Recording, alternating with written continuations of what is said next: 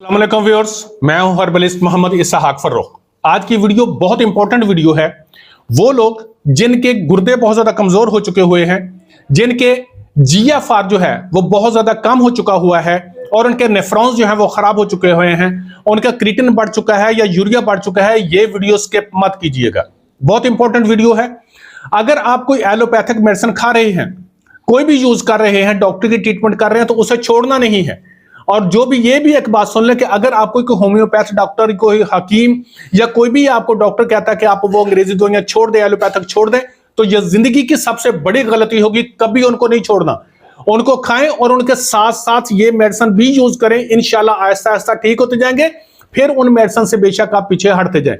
मैं जो फार्मूलेशन बता रहा हूं, ये फार्मूलेशन आपके गुर्दों को ताकत देगी, आपके जो प्रोटीन आ रही है उसको भी कंट्रोल करेगी, और आपके पेशाब के अंदर जो झाग बनती है ये उसको भी कंट्रोल करेगी और आपके गुर्दों को ताकत देगी। सुन लें, ये बहुत इंपॉर्टेंट वीडियो है, इसको स्किप मत कीजिएगा और दूसरों के साथ शेयर कर दें ताकि बात दूसरों तक पहुंच सके। मैं गलत बात नहीं कर रहा, ठीक है। दूसरा, ये चैनल को फॉलो कर लें ताकि आपको आने वाली मेरी वीडियोस मिल सके, और चैनल को लाइक कर दें। यार गर्मी है, एसी बंद है, उसके अंदर बैठकर वीडियो बना रहा हूं, ठीक। सुने, मगज चलगोजा 30 ग्राम, मगज पिस्ता 30 ग्राम, मगज अखरोट, यह अखरोट खुद लेके निकालना है 30 ग्राम, मगज फंदक 30 ग्राम, सफेद तिल 30 ग्राम, मगज खरबूजा 30 ग्राम, मगज खयारीन 30 ग्राम, मगज पंबा दाना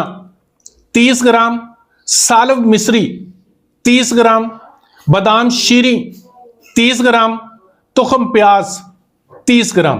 अब ये तमाम अद्वियात ले लें आप, मगज ले लें, मगजियात है ये और गुर्दों की ताकत के लिए इंतहाई अच्छे होते हैं, और मैंने जितनी बीमारियां पहले गिनाई हैं आप इनको ले लें, बारीक कर लें। अब इसके अंदर अगर शुगर नहीं है तो शहद मिक्स कर लें इसके अंदर 2 गुना, ठीक है ना। जितना वजन बनता है उससे 2 गुना शहद मिक्स कर लें।